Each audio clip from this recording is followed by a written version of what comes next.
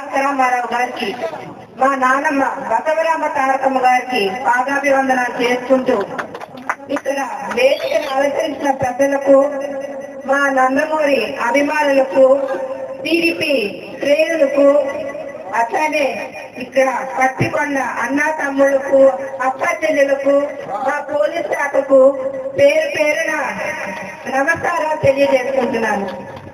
ఇవాళ ఇక్కడ మన అన్నగారి విగ్రహం ఆవిష్కరణకి మరి మమ్మల్ని ఇక్కడ ఆహ్వానం పలికినందుకు చాలా సంతోషంగా ఉంది. ఎన్టీఆర్ ఎన్టీఆర్ ఎన్టీఆర్ ఆయన ఒక ప్రపంచం. ఎన్టీఆర్ తెలుగు జాతికి, తెలుగు ప్రజల ఆత్మగౌరవం కోసం బతికిన మహానుభావుడు. ఆయన జీవితం ఒక పుణ్య గ్రంథం. పుట్టిన మనిషికి ఒక అర్థం పరమార్థం ఉండాలి. ఆ జీవితం సార్థకం చేసుకోవాలి. దానికి ప్రతీక మన అన్నగారు. కష్టే పని అంటే కృషి, పట్టుదల, దీక్ష ఉంటే ఒక మనిషి జీవితంలో ఎంత ఎత్తుకు ఎదగచ్చు అనడానికి నిదర్శనం మా తాతగారు, మన అన్న ఎన్టీఆర్ గారు.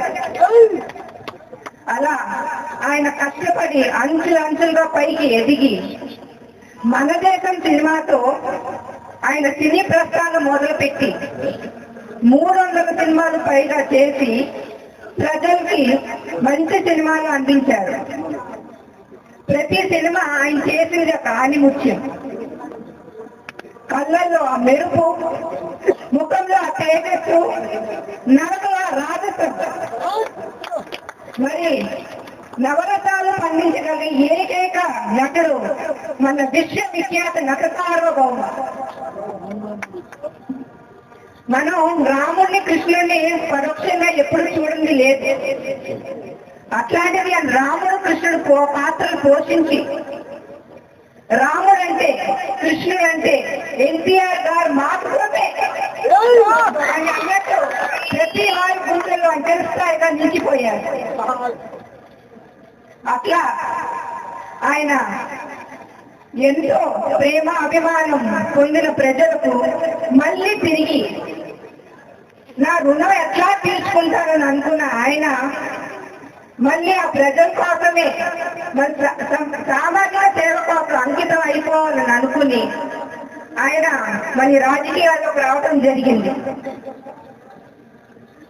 ఆయన ఒకటే నినాదం, ప్రజలే నా దేవుళ్ళు, సమాజమే నా దేవాలయం.